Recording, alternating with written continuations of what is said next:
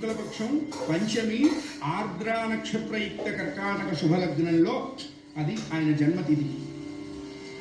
వైశాఖ మాసంలోనే పెద్దవాళ్ళంతా పుట్టారు.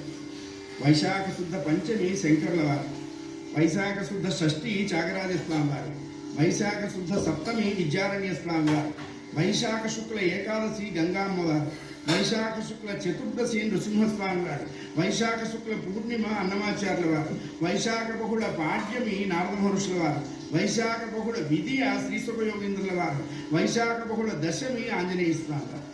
వీళ్ళంతా వైశాఖంలోనే పుట్టారు. శుక్ల పంచమి గ్రహాలు ఉచ్చ స్థితిలో ఉంటే పండంటి మగపిల్లవాడు కలిగాడు శివగురువుకి. లోనే పుట్టారు. శుక్ల పంచమి గ్రహాలు ఉచ్చ స్థితిలో ఉంటే పండంటి మగపిల్లవాడు కలిగాడు శివగురువుకి. సాక్షాత్తు శంకరుని అనుగ్రహించేత పుట్టాడు కాబట్టి ఆ పసివాడికి శంకరుడు అని నామకరణం చేశారు శివగురువు. పిల్లవాడు దినదిన ప్రవర్తన వాడైనాడు బాలశంకరుడు.